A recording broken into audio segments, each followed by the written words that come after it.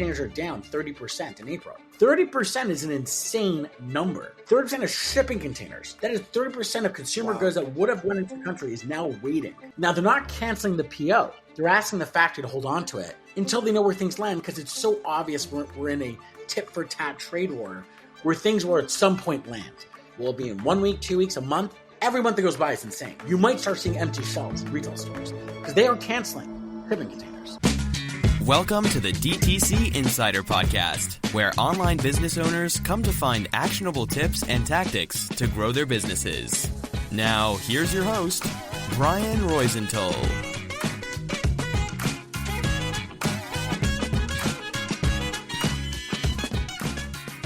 Hey, welcome to another episode. I'm Brian Roisentul, your host, and today I'm super excited to have a friend of the house, a friend of this podcast, and to have for the second time, Izzy Rosensweig, founder of Portless, here on the pod. If there's one person in the industry who can shed light on the tariffs, is him. Izzy, thanks for being on the show once again. Brian, thank you so much for having me. I'm very, very excited to be back and lots to talk about in this very fluid and evolving space. Yes, I know. And I'm super excited about this episode because, timing is perfect.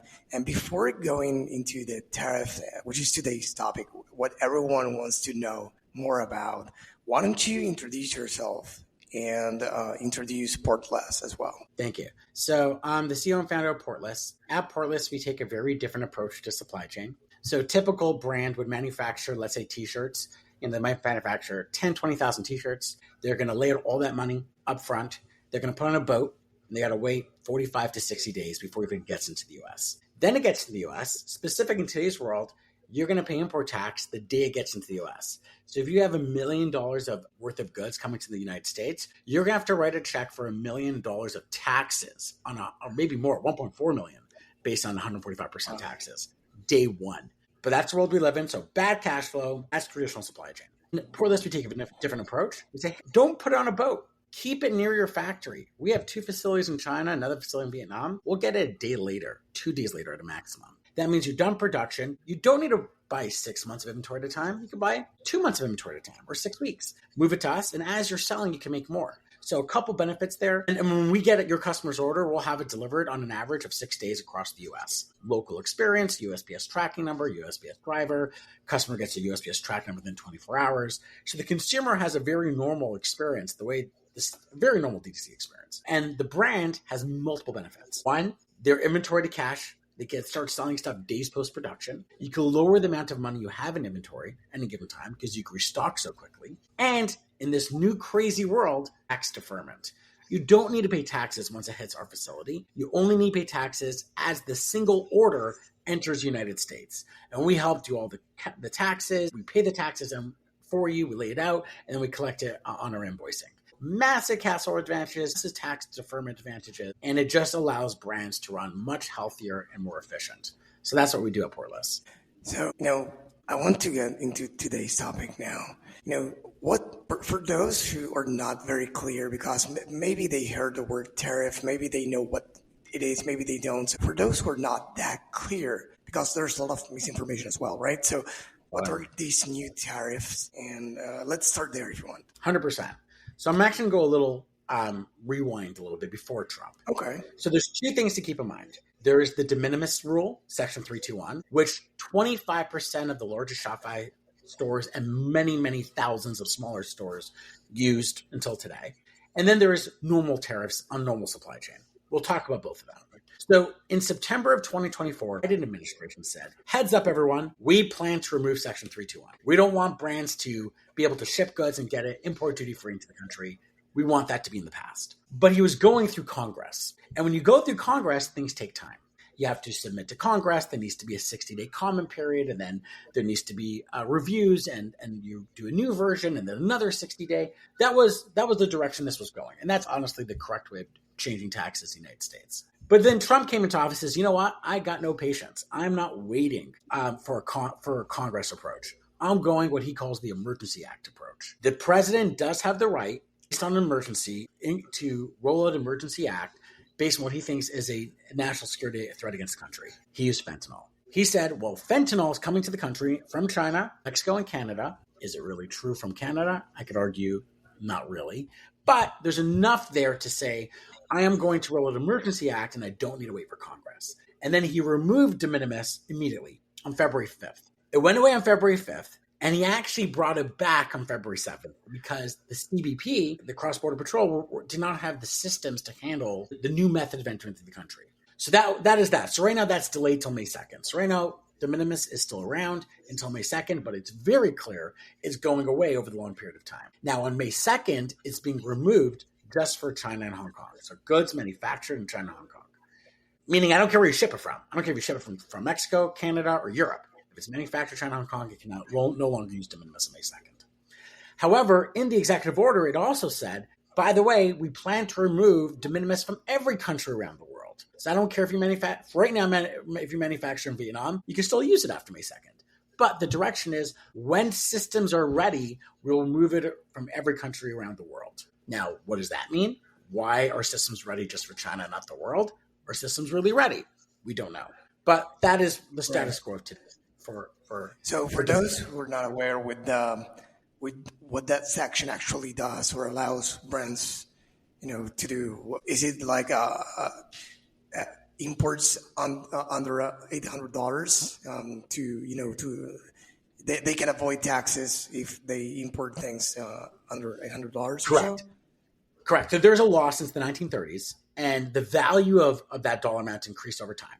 But the law is if a package is going from outside the country into the United States, and as of most recently, that value is, if the retail value is under $800, it is import duty free. That is the law. It's not a loophole, it's the law. So companies like Shein and Temu have leveraged it, but massive American companies have also been leveraging it by shipping goods from Mexico and Canada into the United States. So it's been around for a very, very long time. So while the import tax aspect of this model is going away, that is actually not the core advantage of what many brands are using this for. So as I mentioned before, most brands that are doing, let's call it between 2 to 150 million, if you're not publicly traded, you care about cash.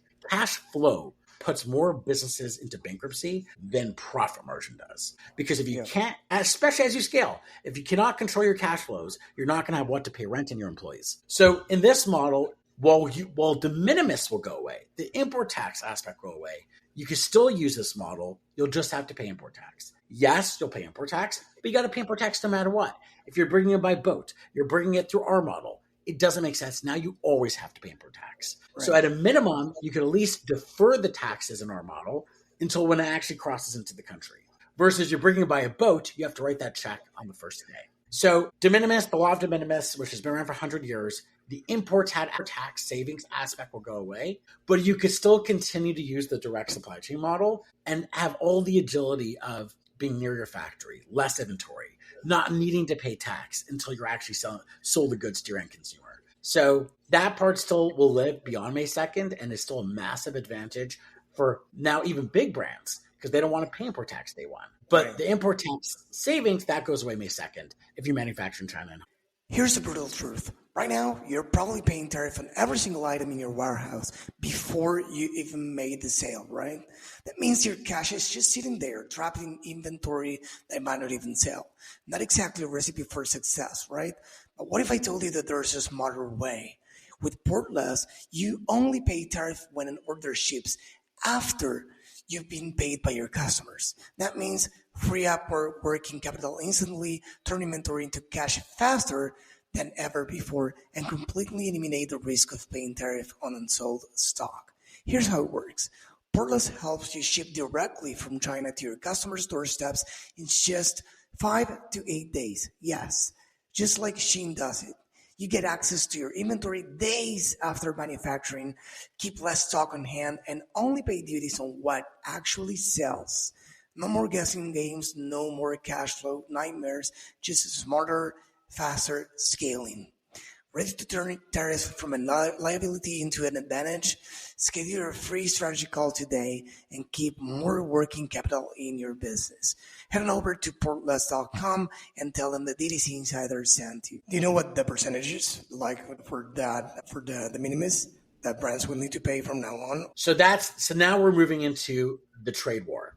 For the longest time, everyone thought Trump will just fight against de minimis, but he's fighting the world. now that it's April 11th and there keeps to be a little more clarity as time goes on. At one point, it looked like he wanted 30, 40% taxes in some of the biggest countries around the world, right? India, Vietnam, etc. And that's crazy. That is unsustainable. But he did come back and he made it clear, at least for non-China manufactured goods, there's a path here. And he lowered those taxes to 10%. Now, is 10% the floor or the ceiling? According to what you hear in the media and what his people are saying is the floor. So we don't know where things will land. Every country might be unique because there's not only reciprocal, because it wasn't like, for example, Singapore has no taxes on American goods, right? So he also looks at trade deficit, right? Is the difference between the deficit, the import-export deficit, right? So that was another calculation, yes. So there was some type of mathematical equation that if America is buying $100 billion from one country but selling them $40 billion, he's like, I don't care if you have no taxes on me. I consider a trade deficit to be an unequal balance of taxes. So I don't know where things will land. Maybe he'll want countries to buy more from America. Maybe not. It is unclear. Because one thing that people don't talk about is the trade deficit is in physical goods. It's not in services. Like you have Hollywood putting movies around the world. You have Google around the world. If you include that, I can't argue that the trade deficit is really that different. Wow, physical goods. I haven't never thought of that. Yeah, it's people don't talk about it. But if you go a little deeper, you could argue services like Google and Facebook touches the high earners of America. Trump is fighting for blue-collar America. And blue-collar America doesn't work for Google. Right? They might be farmers. They might be steel makers. So I think there's many ways to slice and dice this. But what is clear is he's looking to make a deal, which is great news for anyone manufacturing outside of China. China is a little unclear. So China, now you have the whole world trying to do deals with America, and China's the only one that tariffs went up. So what does Trump want with China? No one knows. Well, he's giving a little bit of inkling because you got two tough guys. You got President Xi, and they're both fighting to be the rulers of the free world, right? So President Xi is trying to play tough guy. You fight me, I fight you. There's also more of a Chinese culture thing. Like, I'm not going to be bullied. Like, and I get it. No one wants to be bullied here. And Trump is like, hey, we're the consumers of the world. You're going to have to come to us. So you got a little bit of a tough guys on both sides, which is not ideal for negotiations. But he is saying in interviews like, hey, President Xi is a friend of mine. And where we are today is not his fault. It's previous president's fault. I'm hoping he's saying those words because it means he does want some type of deal. Is it going to be zero? Probably not. Is it going to be where it was prior to Trump coming into administration? Probably not. Because he wants, he gave, and his administration is giving guidance, they expect to generate revenue from tariffs. I think now it's generating around $100 billion. Their target is $300 to $600 billion. So mathematically, that's a big jump. So there's still going to have to be tariffs around the world if we hit those targets that they're setting. So I expect it to be tariffs more than there was before. I don't think it's going to be 145%. It might go higher until the negotiation is done, but it feels like they are going down the path of a settlement. Now, there may be exclusions because you have Trump saying there's certain things that are national security. I want semiconductors in the United States. I want pharmaceutical in the United States. I want maybe auto industry. He might see that as a national security. So I doubt he's going to fight clothing because clothing, is not exactly a high-paying manufacturing job, and you need expertise, and you need raw materials, you need fabric mills. They simply don't exist. It'll take 30 years to build it out. But semiconductors with enough investment, and it's a high-technical, he might want that in America no matter what. So even in the world where it feels like there's going to be higher than previous Trump administration tariffs to generate $300 to $600 billion of revenue. That's their target. Not as high as it is today because now it's insane. It's pretty much an embargo. So I would imagine somewhere where the mathematics will work, that they will generate $300 billion plus of import duties. With exclusions of certain industries, they're going to want no matter what in the United States, and they could play tariffs to get that. So that's kind of where it feels like the world is going. So a breakdown for those watching the video version, tariffs are here on the floor. Or we're here on the floor, now we're through the roof. We think that they are going to be somewhere in the middle, but in the meantime, brands are going nuts and consumers are going nuts. And it makes sense, absolutely. Right? So, and it's been like, 2025 is off to, not to a great start. I mean, it was first, of course, Trump, was elected last year, started, the presidency again in January. TikTok ban sale thing, brands didn't know whether that was going to be a thing or not. The tariff things, they said yes, they said no, then they say yes again, but no, only for China. But in the meantime, I see many brands already reacting to it. Some are increasing prices, some are not and trying to get more market share. Some others are increasing the prices, but with a separate item at checkout that says, Trump tariff or tariff without mentioning Trump fees. Some of them even in the product because they add it as a product, and some even use I saw the Trump hair, blonde hair as the product image, Trump fees or something like that at checkout.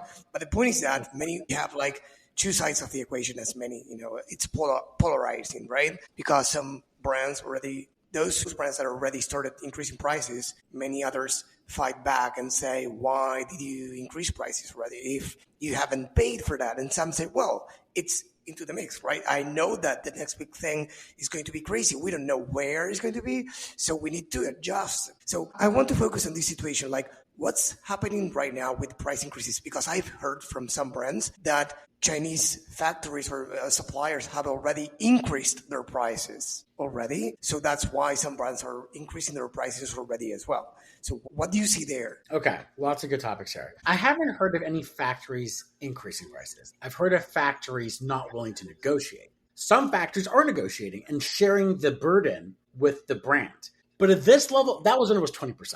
At 140%, there's no room. It's kind of an embargo. You're basically saying you can't do business. Right. But what we've seen a lot of brands do is they're not changing prices for inventory already in the States. So if you already have inventory sitting, they're trying to slowly sell off that inventory and trying to delay it. We're also seeing people cancel shipping containers. Shipping containers are down 30% in April. 30% is an insane number. 30% of shipping containers. That is 30% of consumer goods that would have went into the country is now waiting. Now, they're not canceling the PO. They're asking the factory to hold on to it until they know where things land, because it's so obvious we're in a tit-for-tat trade war where things will at some point land. Will it be in 1 week, 2 weeks, a month? Every month that goes by is insane. You might start seeing empty shelves in retail stores because they are canceling shipping containers. So what we're seeing is brands delaying bringing in goods. They are slowly raising prices because as much as you want to say, and I think you're in the marketing world, right? You run a marketing agency? Yes. Are you in the marketing world, Brian? Yeah. So I think what brands have to realize is it's not as simple as I'm taxed, I'm raising prices. Well, what's going to happen to your CAC? What's going to happen to your conversion rate? Or you could raise the price all you want, but if you're not doing it strategically, your CAC goes out the window. And if you're dependent on paid media, that's not so simple. So we're seeing some brands start to take away free shipping. They start to add. Now, free shipping is a nice perk, but many people make you pay for shipping. And now that's a way to start generating revenue that will hurt conversion rate a little bit, but people aren't shocked to see shipping. Then there's other softwares that they're pricing engine softwares. Telegem, I believe it's called, is one that I know of. They'll help you A/B test. Start A/B testing. Where is it? Keep into the, if you're $17.99, A/B test $19.99. If you're $19.99, A/B test $24.99. You got to start testing, but sticker shock is not going to help you. You could do it, but then your ads might go out the window, or you're lucky. So what we're saying is try to optimize slowly over the next little bit. Try to use your current inventory where you didn't have to pay those crazy taxes to start optimizing. And by the time you need to bring a new inventory, either A, the tariffs have settled and now there's a deal and it is wherever it may land, or B, you figured out how to raise your prices slowly and you found the most optimal price. So that's what we're seeing from a pricing perspective. There is a supply chain perspective. There's balance sheet strategies you can do, and then there's P&L strategy you can do. But at least from a pricing point, that's what we're seeing brands do. And you said in the beginning of on this answer, let's say that some brands are trying to go, let's say to split this increase with their factories. So what do you mean by that? Are they doing half of the increase, or let's say a percentage of the increase? Are they giving factories net 30, net 60, or more room for brands to pay longer terms? Yeah, we've seen it more around the discount of goods. So when it was 20% tariffs, or maybe one point was 10% tariffs, we saw them say, okay, we'll give you an 8% discount on our thingy. So we're going to take hit on our gross margin, and then you'll probably get a hit on gross margin, but at least we'll both survive. But once I'm beyond that, Factory, there's only so much discounts you can give, right? So I think there's, if you haven't negotiated with your factory in a long time and you were originally quoted in US dollars, well, the US dollars have massively increased in value in the last 2 years. So definitely from RMB to a USD, there's negotiation room in the last 2 years. But if you negotiated already in the last, let's say 12 months, then you're already at the best USD conversion rate. Then you got to be like, hey, you're willing to give, take a hit. We take a hit. We both take little hits and we survive. But that will only take you so far. The type of import duties happening today is there's no more room to give. Okay. So it's clear, there's the minimis exemption, there's, the global tariffs. What can brands do to avoid paying? You said that, 30%, this is crazy, as you said, 30% of containers are, let's say, on hold in Chinese territory. So that's going to hit hard, as you said. But what's the other option? Because brands need to sell, need revenue besides profit. They need to sell. So what can they do that is not holding their containers in China? So there's a few things. So we've seen a lot of our brands, because in our model, Portless, a few things. One, they have the balance sheet perspective, good cash flow, but we ship to 55 countries. It's cheaper to ship to Europe than it is to the States. And it's easier to do business in Europe. Crazy thing to say this out loud, that it's easier to do business in Europe than it is in the United States right now. But it is. It's a fact. UK is an incredible market. Germany, France, incredible markets. Australia, incredible markets. Canada. So we're seeing brands selling into international markets because it's easier to do business there. Wild thing to say, but it's a fact. So that's one thing, ramping up international expansion. Second thing is what we're seeing brands is optimizing in place, because we don't know where things will land yet. And if you too quickly start jumping into other countries' manufacturing, it might be a little too quick because you don't know where things are going to land. And the ecosystems in India and Vietnam are good, but they're nowhere near as good as China. So, for example, we have one brand that in 2016, they're in the bike business. I was talking to a guy that owned a CFO of the business. His competitors moved to Vietnam or other countries, and they stayed in China. They got market share because the quality that came out of the other countries was nowhere as good as the quality of China. So just jumping to another country too fast is actually very risky. Wait for things to settle and then make decisions based on where the long-term direction will point you. Other things you could do is making sure you have the right HS codes. Like we had another brand that used to sell microwaves. Microwaves were taxed pretty high. But over the course of about 5 years, they kept adding tech to it. And before you knew it, it became an air fryer capabilities. Well, the tax rate in an air fryer is very different tax rate than a microwave. So if you made changes, another one was a garbage can. There was a garbage can that was manual, and then over years they added an electronic component. Now it's an engineered machine. Very different tax rate. So making sure you have the right HS codes for your product that it is today. What's an HS code? The HS code is an identifying. An HS code, every single item that's imported to the United States needs to have an identifying number, and there's an HS code database that the CBP has. So it's a 10-digit number, and it basically defines what you're bringing to the country. So the CBP knows how to tax you. Every HS code equals a tax rate. So if you had a garbage can that didn't have any electronic components, your 10-digit tax ID was identified as a garbage can with no technical aspect to it. But if you updated that, now you're selling a garbage can which is electric, it's a different ID, it's a different number, and therefore a different tariff rate. So making sure you're doing your research, that you've updated your HS codes to properly identify your product, which may have different tax rate that you thought. That's one aspect. There's another aspect that people are, and you should do all this with trade lawyers. Find yourself a trade lawyer if you're large enough. There's another aspect, something called tariff engineering. So there's a really big, I think it's Skechers, but I don't remember, it might be a different brand, that has on the sole of their shoes, more than 50% of the sole has like a soft fuzzy top. I forgot what the name of that fuzz thing is. And by doing so, they did it purposely. It allowed them to legally change their HS code from a shoe to a slipper. Legally, that is a slipper. It looks like a shoe. It feels like a shoe. Legally, it's a slipper. And their tariff rate went from over 20% to 6%.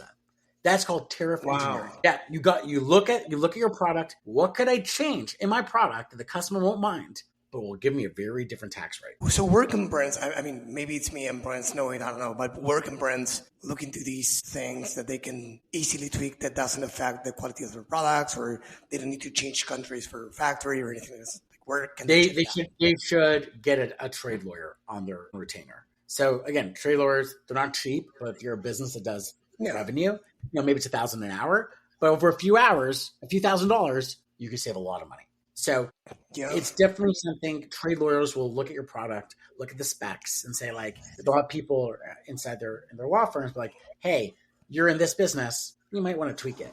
Do you think you can handle that tweak or stuff like that? But those are where the conversations happen. To settle something, for the audience and for me as well, it's our tariff. Like, is the origin country the country in which you manufacture the product, or the one that is the previous country before entering the U.S.? Great question.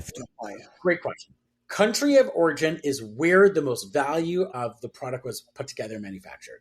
And I'll give you, there's a lot of gray area, and I'll give you some black and white areas. A black and white area is if you manufacture clothing, let's say you buy raw materials from China, but you manufacture your t-shirt in Vietnam, you took the raw materials, you made a t-shirt out of it, that is legally country of origin.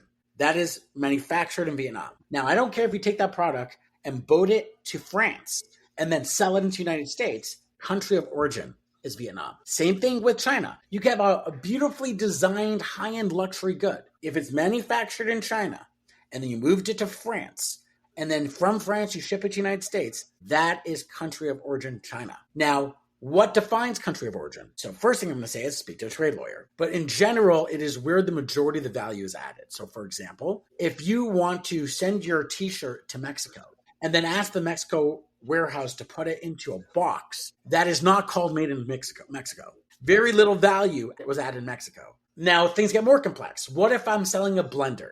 And the blender, the glass of the blender is made in China, but the razor of the blender that does the blending is made in Japan.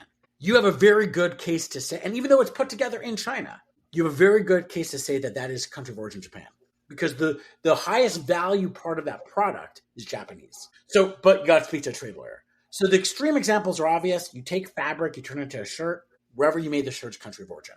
The other extreme that is obviously bad, if you have a completed product and you put it into packaging, that is not called country of origin. But there is a lot of middle areas. And for those middle areas, if you live in that middle area, watches with different components, speak to a trade lawyer. Try to figure out. But it's country manufactured, not country of shipping. Got it.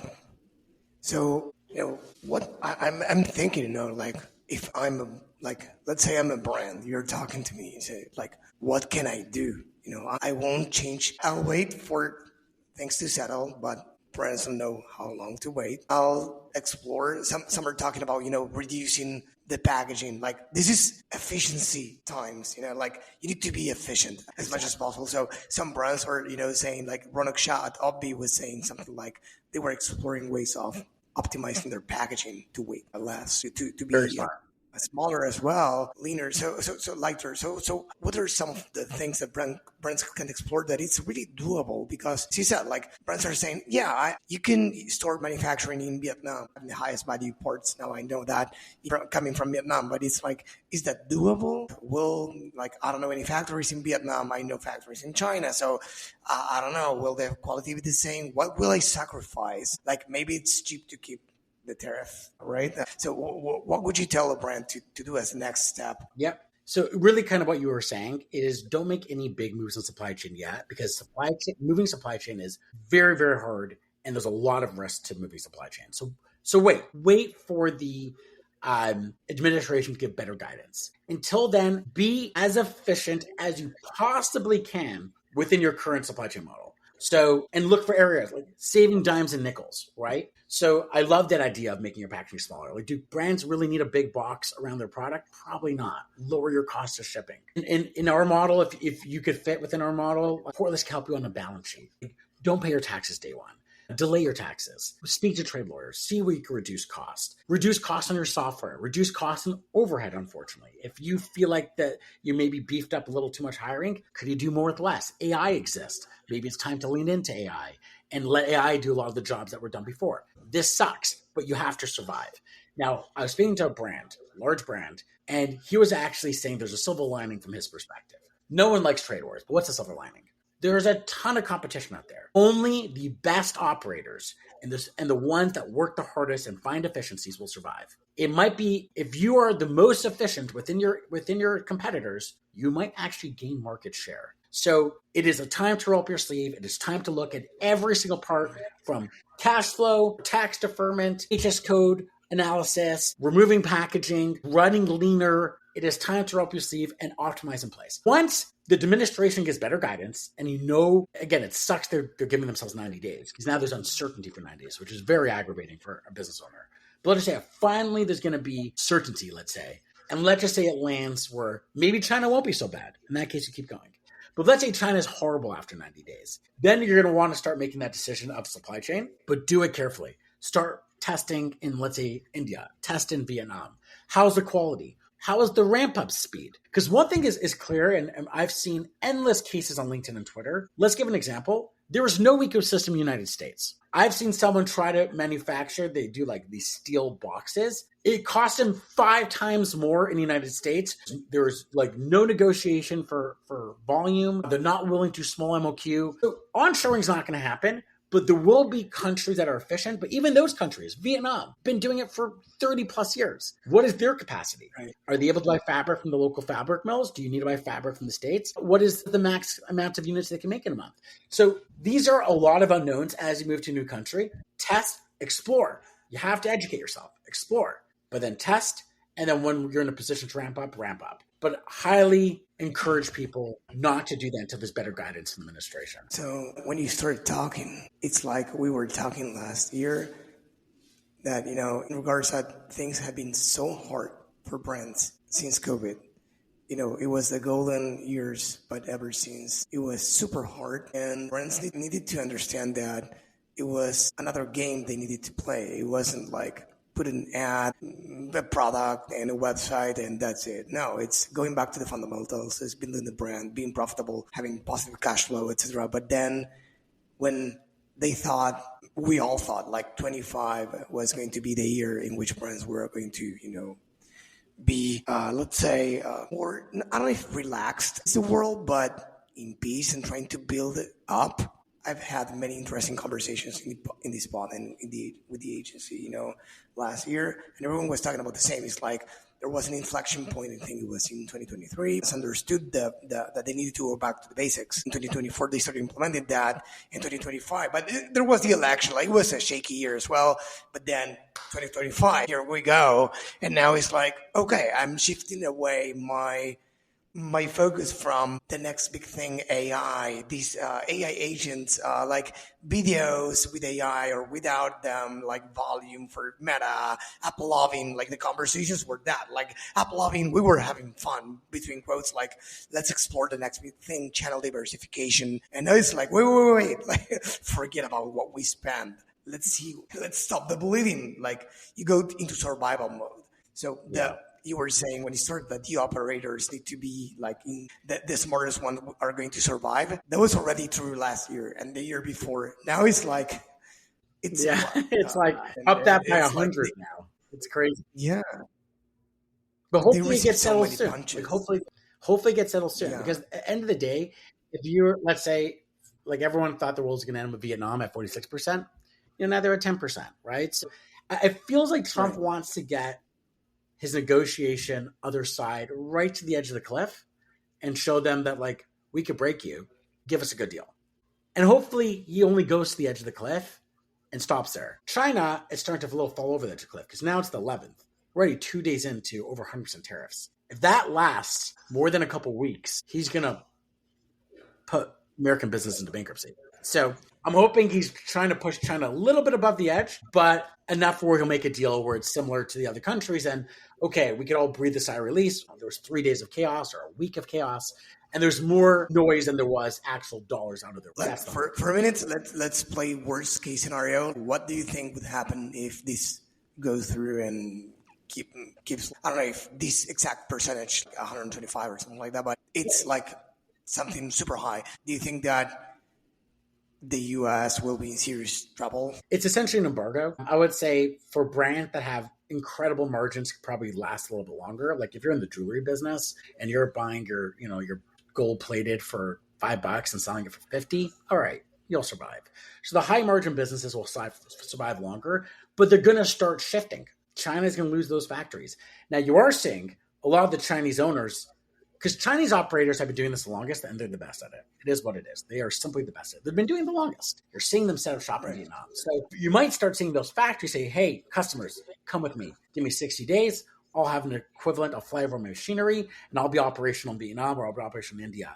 Not India. China, India doesn't do that. But I'll be operational in Vietnam in, let's say, 3 months. That's going to happen. So if this embargo keeps going, you're simply going to see you're going to have to go to China at some point, even in a high margin business. It just doesn't make sense otherwise. Correct me if I'm wrong. I remember from, reading the Nike book, Shoe Dog. Love the Nike book. Amazing book, by the way. Well, they were originally manufacturing in Japan, or at some point they were manufacturing mainly in Japan, and then they switched to China before anyone else, where it wasn't mainstream. So do you think that something like that might happen right now between China and Vietnam, or not? It could be. It could be. Vietnam has been coming along pretty well, but they're nowhere near as efficient. They're probably 20 years away from being as efficient as China. Right. China has been, the Nike book was in the 70s when he moved, right? And Japan was like, after World War II, it took time to even start manufacturing. So Japan maybe had 15 years ahead of China, but now China from the 70s down to 2025 has about 50 years of manufacturing, and they're good at it. And that's an ecosystem that's hard to fight. Now, labor is cheaper than Vietnam. But labor is not the only component. You need ecosystems. You need to have embroidery suppliers. Like in the fabric ecosystem in Guangzhou, you'll have 100 embroidery suppliers and 50 people that could dye your fabric. And you could buy one roll at a time.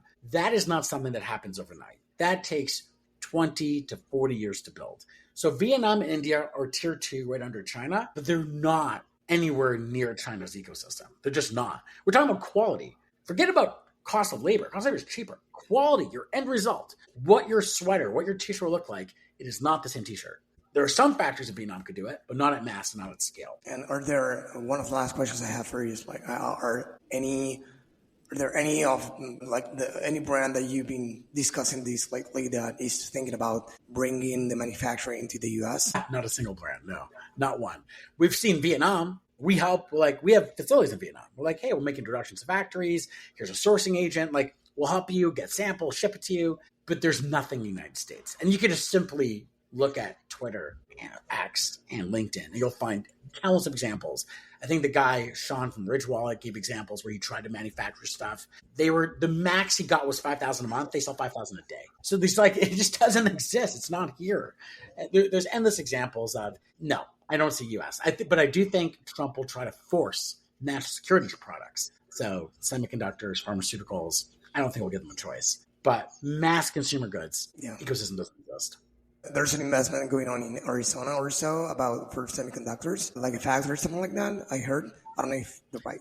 Yeah, I've got the name of the company, the Taiwanese owner that pretty much owns semiconductors. I think they're investing like $500 million, $500 billion, $500 billion into building semiconductors, and that's national security. And I agree with that. Like whoever owns semiconductors owns AI of the future and owns smart drones. That makes sense. Amazing. I get that. Izzy, this was great. I mean, I learned a lot. I'm sure the audience did too. Anything that I didn't ask you that you'd like to mention before you go? That I can think of. I think I would say it's a very fluid environment right now, which is why I keep encouraging optimize in place. Again, it's April 11th. By the end of the day, things might be different. So let's see how things play out. But yeah, I think it's operators, it's a time to what you said, optimize. You might want to consider going international. CPMs are cheaper there. Cost per clicks are cheaper. There's good conversion rates in different countries around the world. But yeah, I would just say optimize and pinch those pennies and find savings and look for better opportunities over the next couple months until this settles. Yeah, definitely this will help people, operate in a leaner way, in a smarter way. They've been doing that in the last few years, so it's nothing new. It's something else they need to do now, probably. But yeah, I mean, here in Argentina, where I live, we are used to the crisis, and we have learned the hard way that it's a roller coaster. You're down here, and then you're up here, and it creates opportunities if you know how to play the game. So this is a great opportunity for brands that know how to make the most out of this situation, because they can change the situation, they can change their approach to it. So I think that's the important part. Izzy, it was great to have you back on the show. Before you go, please tell the audience where they can go to learn more about you and Portless. Awesome. They can learn about Portless at portless.com. We have tons of blogs, case studies, talk about tax strategies, podcasts, webinars. And then I post a lot of content on LinkedIn. So if you want to follow me on LinkedIn, Izzy Rosensweig. I'm posting multiple times a week on every day as things evolve. I'm pretty Great content, by the way. Yeah. Great content. Okay, if you're listening to this or watching this right now, please, if you go to the DTCinsider.com, you will see the show notes if you're not already there, of course, including everything that we discussed. And of course, there will be the social handles and the Portless website as well. Izzy, thanks for being on the podcast. Thank you so much for having me. This episode was brought to you by BSR Digital. We help DTC brands grow through paid ads and email marketing campaigns. If you'd like us to help your business grow, head on over to bsrdigital.com and schedule a call with us.